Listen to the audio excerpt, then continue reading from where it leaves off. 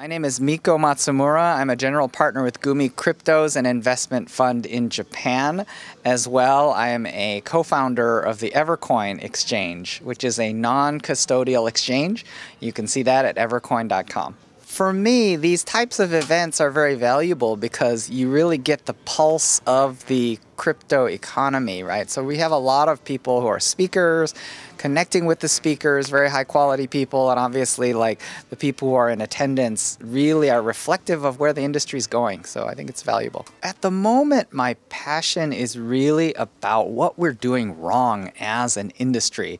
And I feel like one of the things we're doing wrong is really custody, which is that the owner of the private key is the owner of the crypto asset. So I really feel like what we're doing wrong as an industry is we're all giving our keys to centralized custodial exchanges. I think this is really, a very terrible thing that we're doing. So, ultimately, everybody needs to control their own private key. This is really just the law of public key cryptography. So I really feel like the industry needs to make it easier. But I do feel like, people need to be less foolish. They need to keep their cryptocurrencies, preferably in a hardware wallet, but they really need to have control over their own destiny. I think we're making a big mistake. For us, one of the most important things is user self-custody. So what we provide at Evercoin is we're providing a mobile wallet that's a multi-coin wallet, and you retain the key, and yet, even though you retain your key, you can still exchange because the exchange is built into the wallet. So I think for us, that is really the optimal blend of decentralization and centralization. I think really the biggest thing I want to say is that we need trust. And I think that holding your own key is a way to establish trust. So I think that's one. But the other thing that I think is happening is also this ICO phenomenon.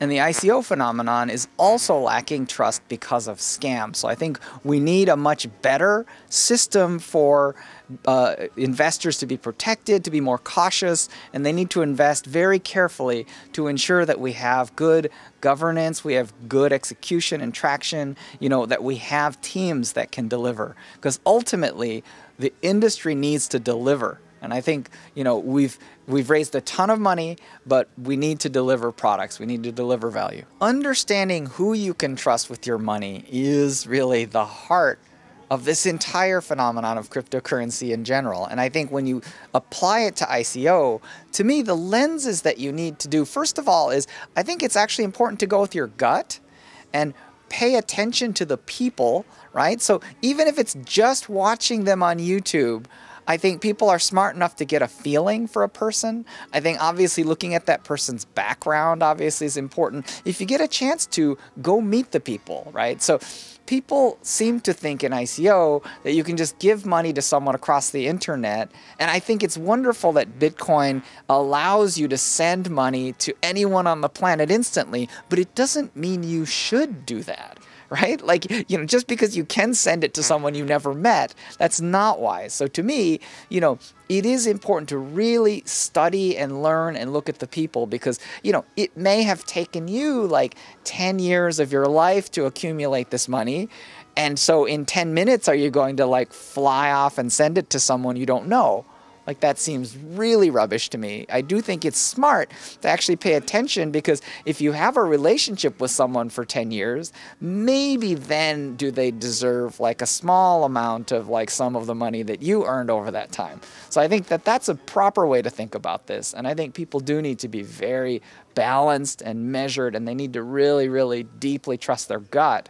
And it's a human thing, which is you need to look someone in the eye. I know it's old-fashioned, but it really, really matters. Trust is really the heart of this whole thing. Bitcoin has no effect on human intelligence. We've seen the evidence for this in our industry, right? Which is people have done incredibly stupid things, and they continue to do incredibly stupid things. The panel today on the blockchain cruise was about fear and pain. And my point was that fear and pain are good and they're nature. It's part of nature, which is that fear keeps you from being harmed and pain actually keeps you from being harmed again. And how does it do that? The only way that we can be prevented from being harmed again is if we experience the pain and we actually learn what the pain is teaching us. If we're unable to learn what the pain is teaching us, we will have the pain again. You put your hand on a hot stove. If you're not able to learn that that is not a good idea, you're going to put your hand straight on the stove again. So to me, pain and fear are good, but we need to tune in to get the lessons from those things. We will never be free from scamming. We will never be free from hackers and threats of cybersecurity. However, I do think that we can have technological and product improvement, so we can have a much stronger infrastructure that will support good actors. So I think those things are coming. I do believe that positive regulation is a thing, and that we can have things like anti-money laundering that helps to screen out people. Securities regulation can help to screen out bad actors, people who have done scams in the past, right? They should not be doing scams again. So I do believe there is a role for regulation and law enforcement, but at the end of the day, scams are nature. Hacking is nature, and we cannot be free from this kind of nature. This is really a fundamental, we're going to always have scams. In terms of major external effects that can transform the industry, I think there are probably 3 or 4 categories. I would say one of the things that's very important is mass adoption. So I think mass adoption can come from unusual places, but they may come from transfer of non-crypto to crypto. So for example, Telegram is a very, very big many-user application that is currently non-crypto. It's a messenger, right? So if you take those millions of users and bring them to crypto, that will help with mass adoption. Kakao Messenger in Korea is going crypto, so you're really turning non-wallet apps that are millions of users into wallet apps. That's a big transformation.